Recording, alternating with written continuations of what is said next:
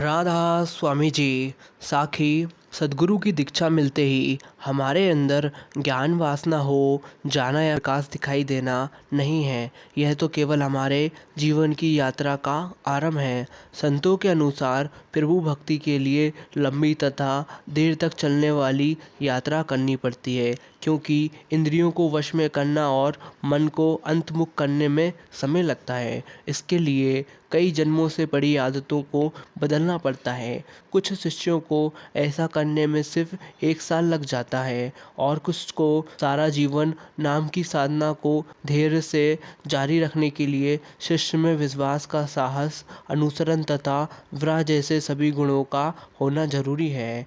एक धीमी प्रक्रिया है। गुरु के उपदेश के अनुसार हमें नियमित रूप से परिश्रम करना है और उससे कोई जल्दबाजी नहीं करनी है, क्योंकि जो दिखता है वह सच नहीं है और जो सच है वह दिखता नहीं है। इन सब बातों का ज्ञान हमें पूर्ण सद्गुरु की सच्ची शरण में मिलता है। कोई भी किताब परमात्मा की सुंदरता को बयान नहीं कर सकती और ना ही सिर्फ किताबी ज्ञान से परमात्मा को हासिल किया जा सकता है।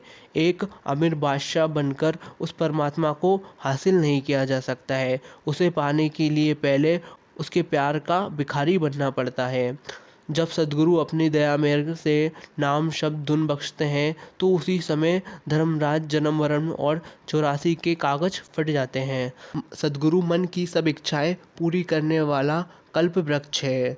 सद्गुरु अगर अपार सर्वश्रेष्ठ परमेश्वर का रूप है। सद्गुरु निरंकार परमेश्वर का साकार रूप है। संसार में अनेक दाता हैं, नाम की अनमोल दात के दाता केवल सद्गुरु हैं। सद्गुरु अज्ञानता को नाश करने वाला सच्चा अमृत है। सद्गुरु स्वार्थ रहित होते हैं, वे परोपकार के भाव से शरीर धारण करते हैं।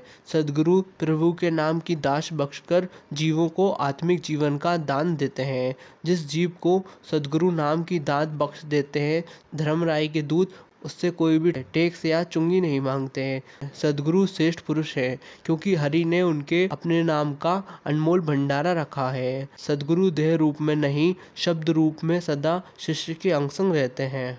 लोग पूछते हैं, नाम जपने से, सत्संग सुनने से क्या होता है? बड़े बड़े पंडाल, लंगर सेवा क्यों की जाती है? तब एक सत्संगी जवाब देता है कि गुरु जी का हुक्म है, मालिक की बहर बरसेगी। हे मालिक, हमारा मन इच्छाओं तृष्णाओं का अखाड़ा है। हम पूर्व जन्मों के किए कर्मों के कारण सुख दुख से गुजर रहे हैं। आप जी फरमाते हैं कि जैसे मीन बिना पानी नहीं रह सकती, जैसे मरने वाला जिंदगी को तरसता है, जैसे एक प्यासा पानी को तरसता है, ऐसे ही पल पल हम आपके लिए तरस रहे हैं कि कब आपके हमें दर्शन होंगे। हम पल पल हर पल यही पुकार करते हैं कि हम अपने भीतर आपका दर्शन कर पाएं। चरणों से आपका तन मन अर्पण कर दें, आप पर सब कुछ निछावर कर दें और अपनी दर्शनी रूपी प्यास को शांत करें, हम अपनी प्यास को बुझा सकें। ये दुनिया एक ऐसा बाजार है जहाँ सलाह थोक में और सहयोग ब्याज पर उपलब्ध है। दोनों से बचें। जरूरी नहीं है कि सब लोग हमें समझ पाएं। तराजू तो सिर्फ वजन बता सकता है, क्वालिटी नहीं। जीते जी मरना उस मरने के कष्ट से आसान है। जीव को मृत्यु के समय भोगना पड़ता है। मरने के समय जो कुछ तकलीफ होती है वह 1000 बिच्छुओं के डंक मारने के दर्द के समान होती है।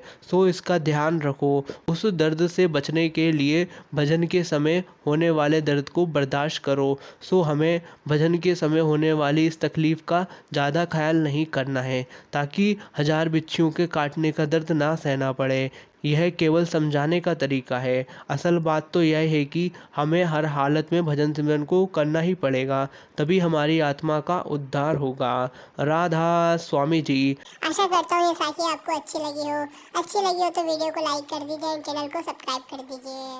राधा स्वामी जी।